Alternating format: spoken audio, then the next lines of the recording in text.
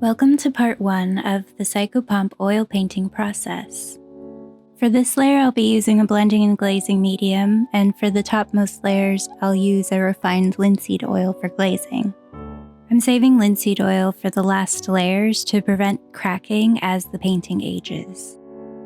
I'm starting by putting some of that glazing medium down, then a simple palette of titanium white, burnt umber, burnt sienna, and some alizarin crimson for warmth.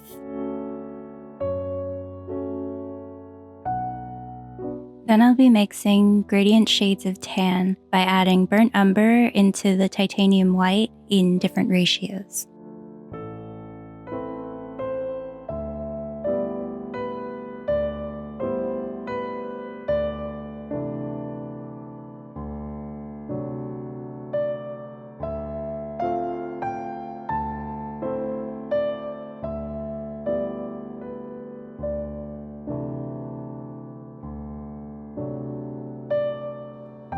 Okay, before I add paint to my panel, I dipped my brush into the blending and glazing medium to thin out the paint. Glazing is such a fantastic technique in oil painting because it allows you to apply very thin layers of paint rather than a heavier, thicker layer, which would be more of an impasto technique, which incidentally takes so much longer to dry than a glazing layer would. You're looking at months of drying time rather than a week or even just a few days of drying. Glazing is also ideal for maintaining your values underneath because you can see right through this layer of paint. This also isn't the only method of glazing, but I'll save that for another time.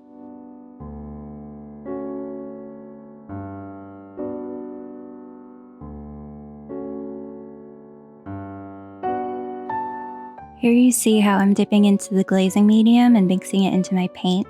It really makes for the most gorgeous, smooth, thinned paint. It's so much better than using a paint thinner like turpentine or spirits, which could interfere with the integrity of your previous layers. So it's important to save a terps-based thinner for your underpainting, and I prefer not to use it at all after that point.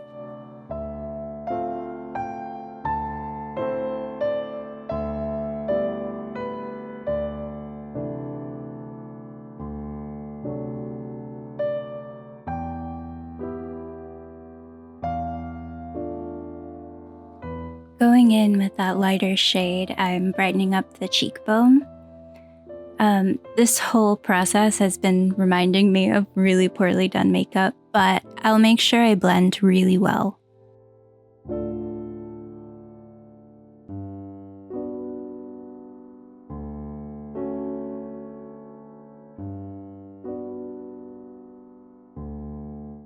You'll see now I'm going in with really simplistic strokes, just reestablishing my values before I blend, darkening the hollow of the cheek and under the eye. Then I'll highlight the corner of the eye and the bridge of the nose and the jawbone and blend really, really well, and then we'll see how it looks.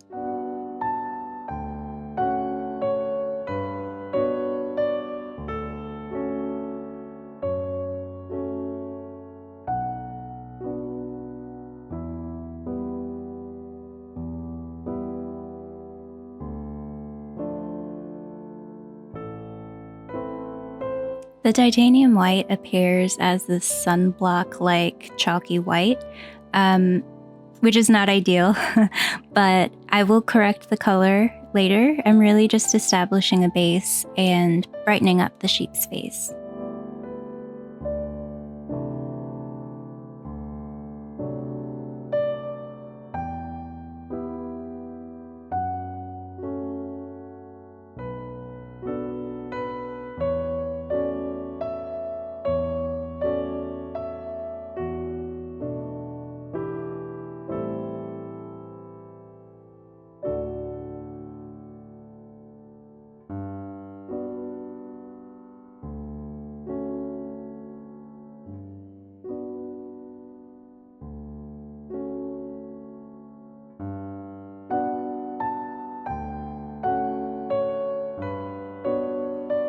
The brush I've been using so far is a Princeton 1/8" mop.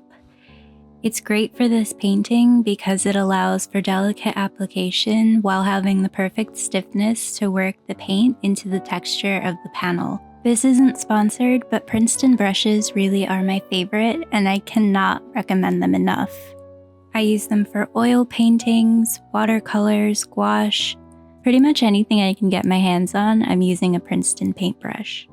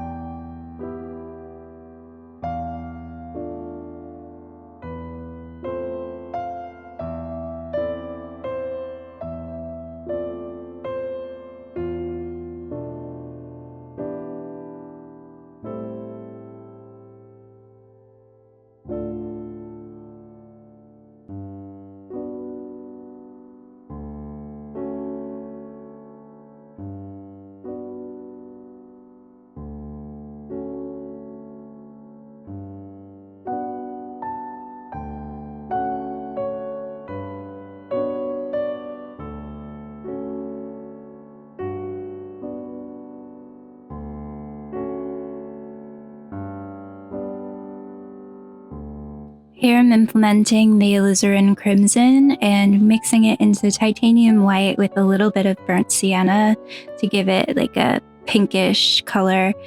I'm adding it to the lips to liven them up some.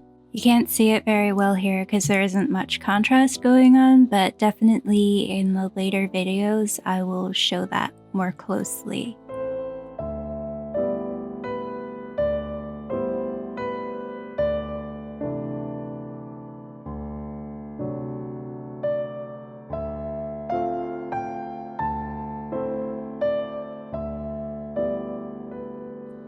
I mixed some burnt sienna into titanium white with a little bit of burnt umber for the sheep's wool. I definitely want to go for a richer, more yellow tone. This is the highest point of highlight on the wool.